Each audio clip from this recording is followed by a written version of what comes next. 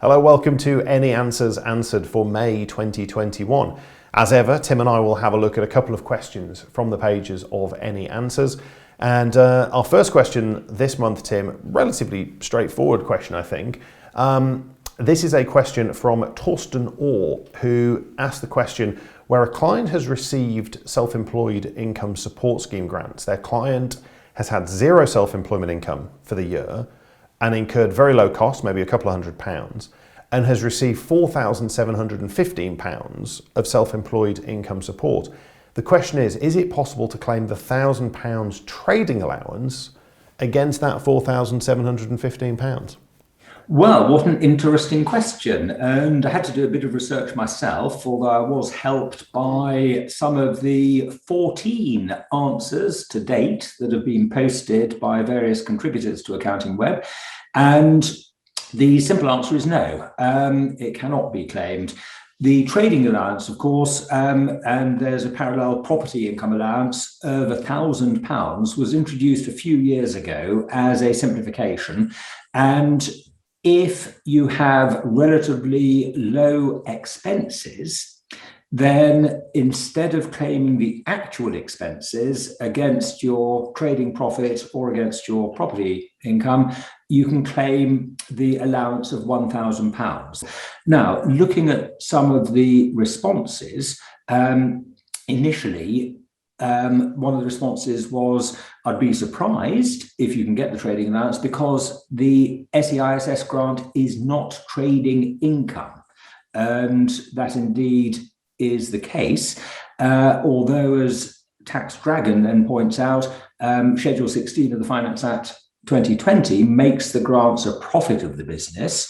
Well, it's treated as a profit in respect of pretty well all tax provisions, not all, but in terms of Class 4, for example, being payable on that grant, in terms of pension contribution relief, in terms of loss relief. But actually, when it comes to the trading allowance, and if I move down, there's some reference, by the way, to TaxCalc and what their software does. I'll get onto that in a moment. But we then get an authoritative answer from a contributor going under the name of Kathy Grimmer. And what Kathy quotes is the legislation. And of course, there's never a substitute for looking at the legislation. And as Kathy Grimmer has pointed out, FA 2020 Schedule 16, Para 4 says no relief for the trading allowance is given to an individual on an amount of a coronavirus support payment made under the self-employment income support scheme, brought into account, blah, blah. And that, as Tax Dragon then concedes, makes it pretty conclusive that you're not able to up the amount of deduction from that 200 quid actual expenses to the 1,000 trading allowance. What I then thought I would do is see, because there's reference in the thread here to TaxCalc, see what my own Absolute Accounting Software tax return product, Top Up, does. And it doesn't surprise me, I'm afraid, because we would follow the HMRC system on this. It allows us to enter the SEISS grant in the relevant box, because it is entered in a separate box on the 21 tax return, but it does also allow us to enter the trading allowance rather than expenses, so that if you were to put those figures into a tax return with the 1,000 trading allowance, it does offset, the software does offset the trading allowance against the SEISS grant, even though it shouldn't. But I guess we can't blame the software suppliers. What we're doing is what the revenue tell us to do. And the revenue would say, well, look, you're only meant to claim what you're allowed to claim. And you're not allowed to claim the 1,000 trading allowance in this circumstance against the SEISS grant any more than you're allowed to claim it if trading profits derive from a connected person, like your employer or something like that. So that's the answer. Simple answer, which I've taken a rather long time to work through. Simple answer is no. A very simple but very useful answer. Our second question this month comes from Mikey Ban. And he asked the question relating to a reduction of share capital. Tim, the question is, he has a very old company, he says, which has been passed down the generations and is now owned by the son solely. He says, I have been acting for the last few years and there is £45,000 of share capital and approximately £15,000 of reserves. The question is, would it be possible to reduce down, say, £100 of share capital? And Mikey presumes, interestingly, that the difference would then be transferred to the profit and loss account and there would be no tax implications. These could then be used to pay dividends. I believe, he says, there must be a declaration of solvency from the director. Is there anything else I've missed? Well, normally, Tim, at this point, I would say, what do you think? But today I'm going to ask you a different question. Tim, what did we do in exactly the same situation ourselves? Well, that was my initial thought. Did we do exactly this? And it's an interesting question. What we did in our software company was this. Initially, we financed it with £100,000 of share capital. So we had £100,001 ordinary shares. Once the company was established and profitable and had generated distributable reserves of at least 100,000, we then repaid, I think it was £90,000 of the original share capital. Now, that was a repayment of share capital, which is one example of reducing the share capital.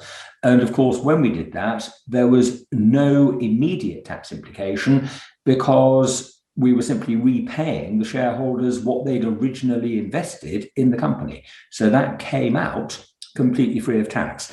I say no immediate implication because, of course, what it does do is reduce the base cost of the remaining shares and increase a future capital gain if we ever sell the remaining shares.